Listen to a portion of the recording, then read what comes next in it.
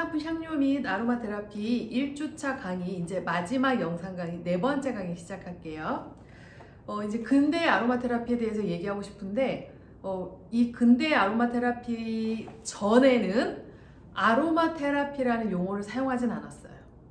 근데 이제 이때부터 아로마 테라피 용어가 사용되어지는 건데 이 아로마 테라피라는 용어를 만든 사람은 바로 가테포세라는 사람이에요. 자, 시험 문제 꼭 나와요. 자, 여러분들 교재 18페이지에 보면 19세기 화학자인 그 르네 가테포세는 에센셜 오일의 화학적인 이해를 통하여 라벤더, 타임, 카모마일, 클로브, 레몬 오일의 효능에 대해서 연구하였고 제2차 세계대전까지 자연적인 살균제 및 수술 도구를 소독하는 양으로 이런 에센셜 오일이 활용이 되었죠.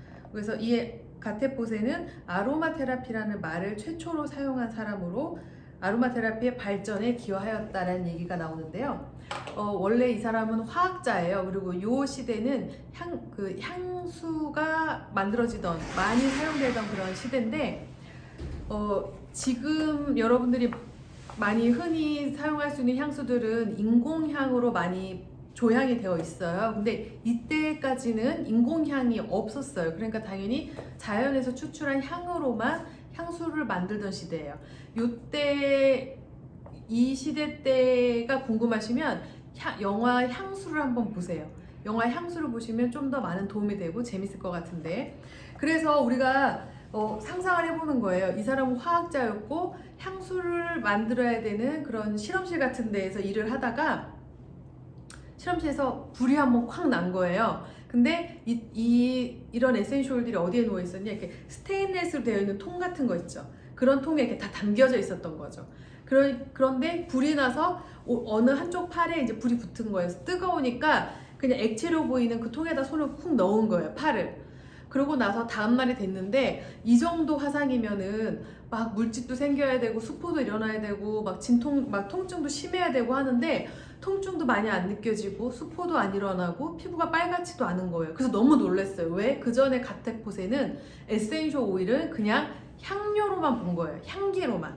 근데 치료 효과가 있는 거죠. 그래서 가테포세가 실험실에 가서 자기가 넣었던 그 스네스 통을 봤더니 거기에 라벤더라고 쓰여져 있던 거예요. 그래서 이 사람이 라벤더 이런 치료적인 효능이 있구나를 알면서 그때부터 이렇게 계속 실험하고 여기에 대한 저술을 한 거예요. 그래서 이제 그러면서 가테포세가 아로마 향기 테라피 치료라는 용어를 만들었어요. 그래서 가테포세 이후부터 이제 우리는 이 식물에서 추출한 에센셜을 이용하는 것을 아로마 테라피라고 말을 해요.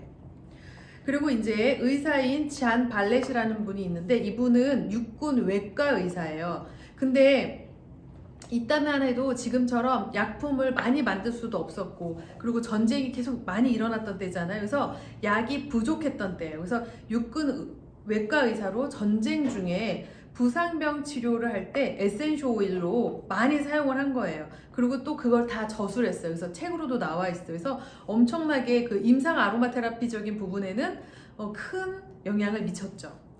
자, 그리고 또 아로마 테라피가 약물학적으로 인정받는 계기가 되었기도 했어요. 그러고 나서 이제 한 여자분이 나와요. 마가렛 모리라는 여사인데 이 모리는 그 원래 생화학자이자 미용사여 있는데 이분이 연구 업적 발렛에 그러니까 즉 그 육군 그 외과 그 군인이었던 그분이 그 임상적으로 사용한 그 연구 업적에 대해서 연구를 했고요. 특히 이 에센셜 오일을 식물성 오일에 즉 호호바 오일이나 포도씨 오일 같은 그런 식물성 오일에 희석해서 마사지를 하는 거죠. 이제 마사지를 함으로써 미용에 적용하는데 관심을 가졌고 정신의학적인 물질로도 마사지 받으면서 향기가 계속 나니까 정신의학적인 물질로도 접근하여 아로마 테라피의 발전에 기여하였다라고 나와요. 지금도 마찬가지긴 하지만 저 시대 때도 아로마 테라피는 프랑스에서는 의사만 할 수 있었고요. 그 외에 있는 나라에서 아로마 테라피는 물론 할 수 있어요. 근데 어떻게 해야 되냐면 직접적으로 우리 몸에 넣으면 안 돼요. 뭐 먹거나 아니면 네뷸라이저라고 하는데 코에다가 우리 이렇게 흡입 같은 거에다가 넣어서 이렇게 직접적으로 향을 맡게 하거나 또 상처난 데에다가 이거를 이용해서 치료하거나 하는 것들은 의사만이 할 수 있는 거였어요. 근데 이 모리 여사는 원래 영국 사람이에요. 근데 이분이 프랑스에 갔다가 아로마 테라피를 접한 거죠.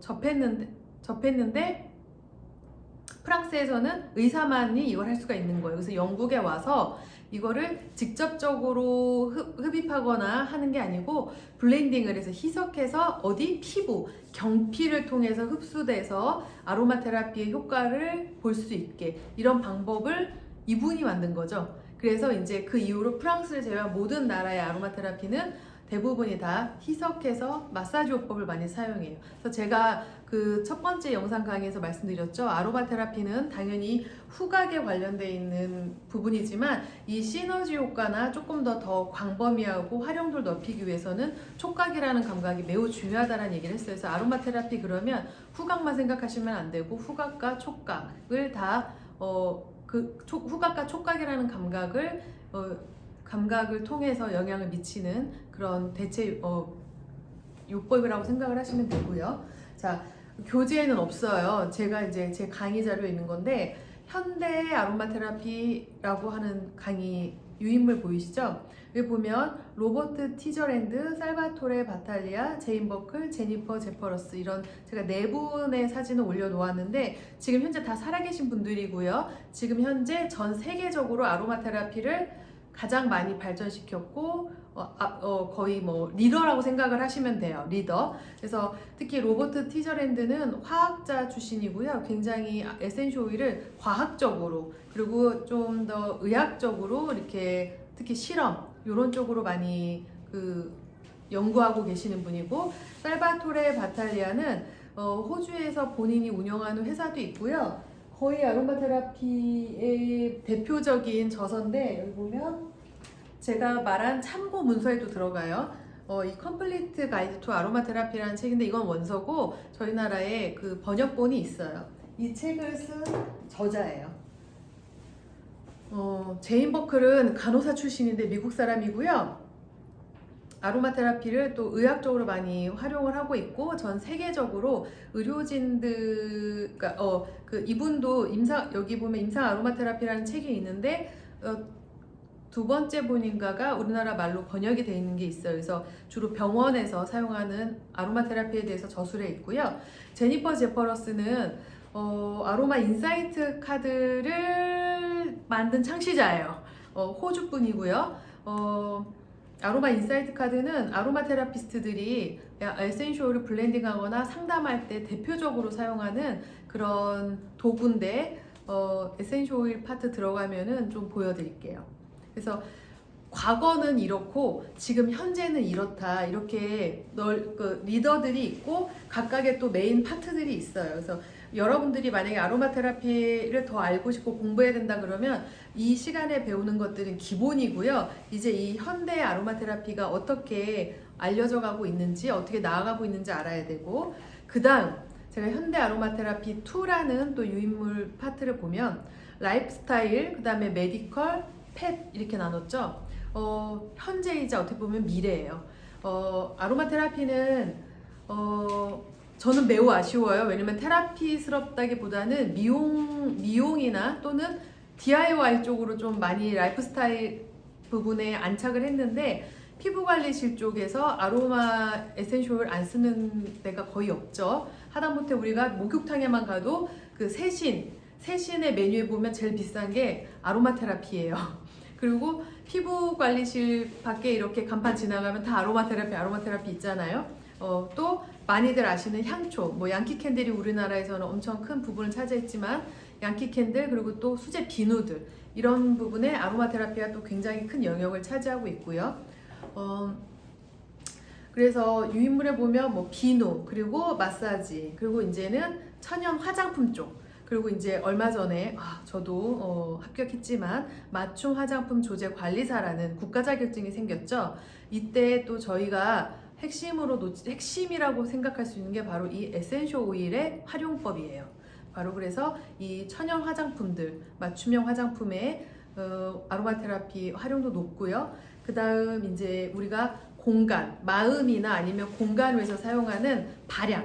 그래서 사진에는 도자기 발향기를 넣는데 요새는 여러분들 많이 뵀을 거예요. 많이 봤을 거예요. 초음파 이용한 그 아로마테라 에센쇼일이 들어가는 디퓨저 같은 것, 저기 가습기 형태로 돼 있는 것들, 이런 거 많이 보셨을 텐데 현재 우리 현대의 아로마 테라피는 지금 아로마를 이렇게 많이 사용을 하고 있죠. 그리고 두 번째 슬라이드, 그 다음 슬라이드에 보시면 이건 여러분들 좀 생소하실 거예요. 약간 좀 전문 분야지만. 그래서 아마 비염 있거나 하신 분들, 이비인후과나 이런 데 가시는 분들은 경험해보고 하셨을 수도 있는데 마지막에 이렇게 흡입하라고 하는 가라고 하는 그 네블라이저 같은 게 있어요. 거기에 개인 병원들은 좀 차이가 있어요. 어떤 특정한 개인 병원들은 여기에 에센셜 오일들을 좀 사용해가지고 그냥 네블라이저보다는 조금 더 깊이 있게 아로마 테라피를 활용하기도 하고요. 또 다른 사진은 USB처럼 되어 있는 거 있잖아요. 그 뒷부분에 보면 우리 마치 모기약 같은 건데 에센셜 오일을 저기다 떨어뜨리는 거예요. 그리고 USB를 노트북 이런 데 꽂으면 저 장치에 열이 전달이 되잖아요. 그러면서 그 무기약같이 생긴 그 네모난 부분에 떨어뜨린 에센셜이 이렇게 증발돼요. 그러면서 공간에 향기가 퍼지는 것. 그리고 자동차의 그 가습기인데 에센셜 오일을 떨어뜨릴 수 있는 용도로 에센셜 오일을 사용할 수 있는 용도로 만들어진 가습기예요. 여러분들 집에서 쓰는 가습기 무조건 에센셜 떨어뜨리시는 거 아니에요. 이렇게 전용 기계들이 따로 있어요. 이런 데에만 사용하시는 거고. 또 다른 그림은 우리 스팀기잖아요. 이거 너무 좋은 게 아로마 테라피를 사용하는 방법 중에 이렇게 수증기를 증기를 맞는 부분들이 있어요. 특히 목감기나 이런 코감기 같은 거 걸렸을 때 도움되는데 피부 케어에도 도움이 돼요. 우리 여드름이라든가 이렇게 스팀을 싸서 모공을 벌리고 뭔가 해야 되는 작업들을 할 때 이런 스팀기에 에센셜을 한 방울 정도 이렇게 떨어뜨려 가지고 아로마 테라피를 같이 또 활용할 수가 있어요. 이렇게 라이프 스타일의 아로마 테라피를 사용할 수가 있고, 그 다음 슬라이드 보면 요새 너무나 많이 사용하고 있죠. 애완 동물, 귀 청소하는데 피부 질환 살균제, 그리고 배변이나 아니면 또 강아지들 진정시키는데 이런 제품에 에센셜 오일 엄청나게 사용되고 있습니다. 그 다음 슬라이드에 보면 클리니컬 아로마 테라피라는 그 슬라이드가 있어요. 제가 가장 아쉬운 부분이에요. 이제 이게 미래가 될 거예요. 이미 어느 정도 시작이 됐고, 그래서 아로마 테라피가 미용이나 화장품이나 그리고 강아지 쪽에 많이 이제는 사용이 되지만 실제적으로 진짜 더 약으로 의학적인 부분에서 도움은 못 받지만 정말 뭔가 도움받아야 되는 이런 파트에 저는 이걸 뭐라고 하냐면 의학의 사각지대라고 말을 하거든요. 바로 이 파트에 아로마 테라피가 정말 많은 도움이 되고요.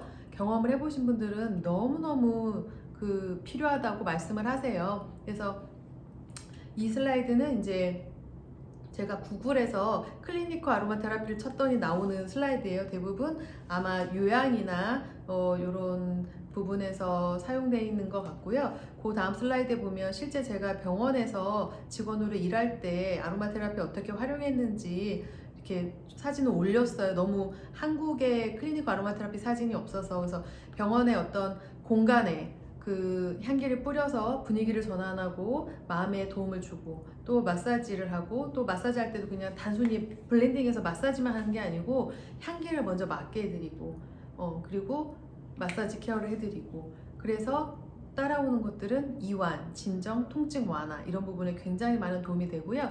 향기가 공기 중에 쫙 퍼졌을 때는 사람의 마음을 여는 걸 도와줘요. 그래서 대화를 만들기도 하고 분위기를 굉장히 좋게도 하고, 그 다음에 굳이 마사지를 하지 않아도 향기를 맡고 환자분들이 긍정적인 영향을 받으세요.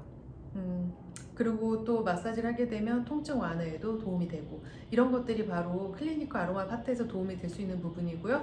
아까 제가 처음에 말했던 것처럼 약으로 도움 못 받거나 이 약은 아니면 약으로 좀 약한 부분들, 근데 그게 에센셜 아로마 테라피가 또 도움을 많이 줄 수 있는 부분들이 있거든요. 그런 부분들에서 바로 클리니컬하게 사용이 될 수 있어요.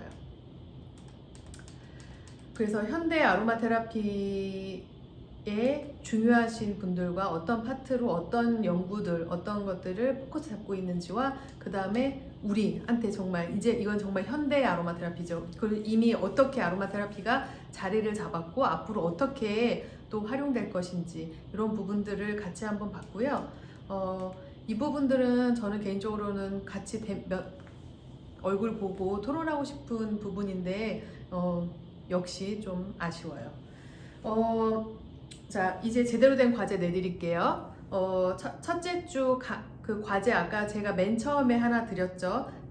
지금 떠오르는 감각의 기억에 대해서 얘기하는 거 하나. 이제 제대로 된 진짜 과제, 두 번째 과제는 제가 유튜브에 영화를 편집해서 올려놨어요. 그 영상을 보시고 감상문 또는 내가 만약에 저걸 경험했다면 어떨지에 대해서 쓰는 거예요. 에세이 같은 거예요. 길게 안 쓰셔도 되지만 각각의 감각이 사라졌을 때 나는 어떨지, 그리고 각각의 감각이 사라졌을 때 영화에서 보여주는 장면들이 있거든요. 이 감각이 사라지면 이렇게 돼. 사람들이 이러고, 이 감각이 사라질 때는 사람들이 이러고, 그 부분에 대해서 한번 본인의 생각을 적어서, 이 수업이 원래 3월 16일 수업이잖아요. 그래서 그 다음 주 월요일, 아마 3월 23일인가? 그럴 거예요. 그러니까 그 3월 16일 다음 주 01반은 다음 주 월요일까지, 02반은 그 다음 주 화요일까지 과제 사이버 강의 과제 제출하는 부분에다가 과제 올려주시길 바라고요. 과제 제출이 사이버 강의란을 통해서 어려우신 분들은 이메일 통해서 보내주시고 저한테 문자 한번 보내주시길 바라고요. 앞전에도 말씀드렸지만 과제가 미제출됐을 경우 결석에다가 과제 미제출로 해서 성적에 반영됩니다. 꼭 과제 제출해 주시기 바랍니다. 영상 강의 끝까지 들어주셔서 너무 감사하고요. 빨리 얼굴 보고 수업했으면 좋겠네요. 그럼 수고하셨습니다.